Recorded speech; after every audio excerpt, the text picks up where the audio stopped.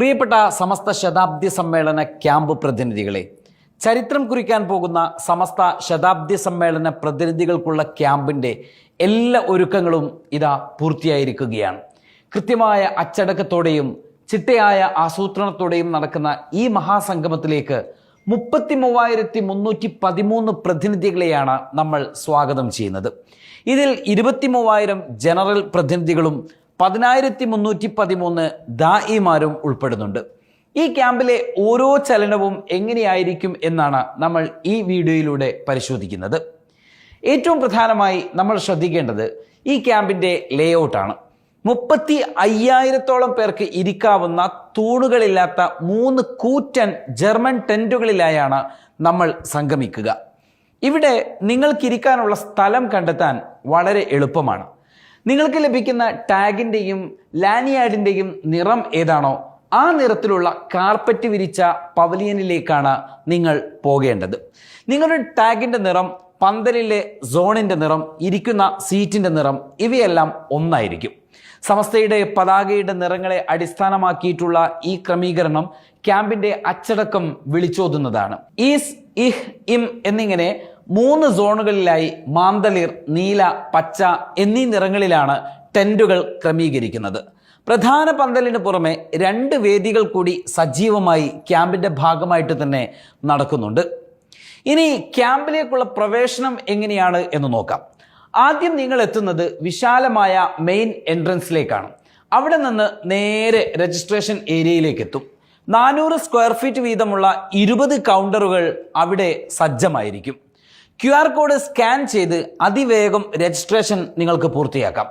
Registration കഴിഞ്ഞാൽ പിന്നീട് 10 പ്രധാന ഗേറ്റുകൾ വഴിയാണ് നിങ്ങൾ ക്യാമ്പസ് സൈറ്റിലേക്ക് അഥവാ പന്തലിലേക്ക് പ്രവേശിക്കുന്നത്.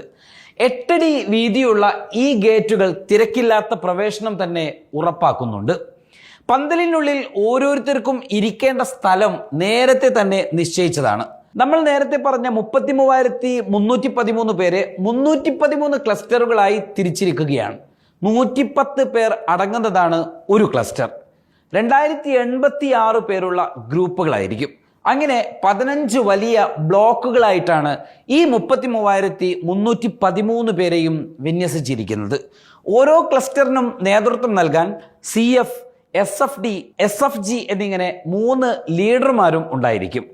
ഇനി ഈ ക്യാമ്പിലെ അച്ചടക്കവും ചിട്ടയും അത് വളരെ പ്രധാനമാണ്. നീറ്റ് ആൻഡ് പെർഫെക്ഷൻ ഇത് വിലയിരുത്തുന്നതിനായി ക്ലസ്റ്റർ അടിസ്ഥാനത്തിൽ ഇതിന് മാർക്കിടുകയും അത് നിരീക്ഷിക്കാൻ ഉത്തരവാദിത്തപ്പെട്ട ആളുകളെ ചുമതലപ്പെടുത്തുകയും ചെയ്യും. മികച്ച ക്ലസ്റ്ററുകൾക്ക് ഗ്രേഡ് നൽകുകയും ഇതോടൊപ്പം ചെയ്യുന്നുണ്ട്. ക്യാമ്പ് വിജ്ഞാനത്തിൻ്റെയും ആത്മീയതയുടെയും സംഗമ ഭൂമി കൂടിയാവുകയാണ്. 17 മണിക്കൂർ നീണ്ടു നിൽക്കുന്ന അക്കാഡമിക് സെഷനുകളിൽ 24 ഫാക്കൽറ്റികൾ 24 വ്യത്യസ്ത വിഷയങ്ങളിലായി 24 സെഷനുകൾക്ക് നേതൃത്വം നൽകും.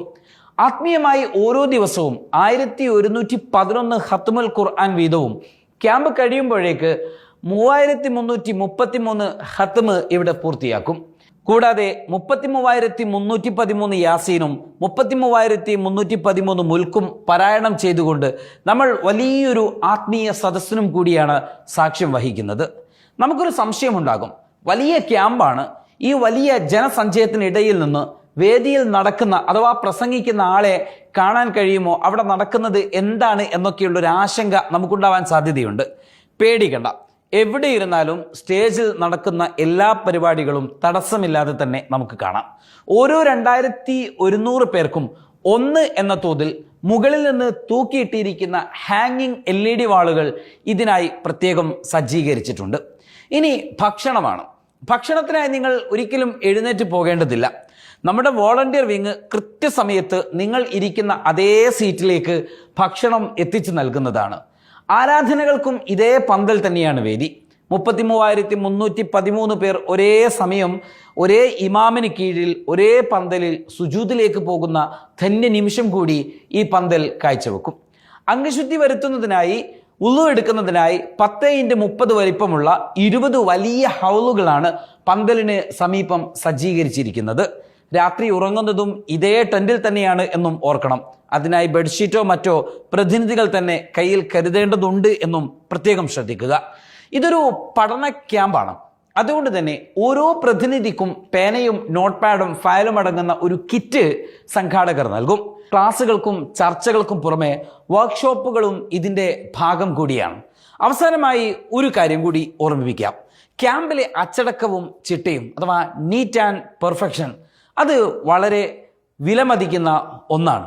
കാരണം ഇത്രയും ആളുകൾ വരുമ്പോൾ ഏതെങ്കിലും ഒരാളുടെ ഭാഗത്തു നിന്ന് വൃത്തിഹീനമായ സാഹചര്യം ഉണ്ടാകുമ്പോൾ അത് ക്യാമ്പിൻ്റെ ആ യൂണിറ്റിയെ തന്നെ അത് ബാധിക്കും.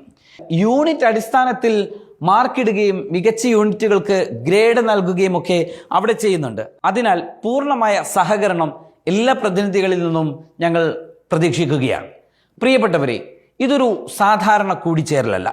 ചിട്ടയായ പ്രവർത്തനത്തിലൂടെയും ആത്മാർത്ഥമായ സഹകരണത്തിലൂടെയും നമുക്ക് ഈ ശതാബ്ദി സമ്മേളനത്തിൻ്റെ ചരിത്ര ക്യാമ്പ് വിജയകരമാക്കി മാറ്റാം.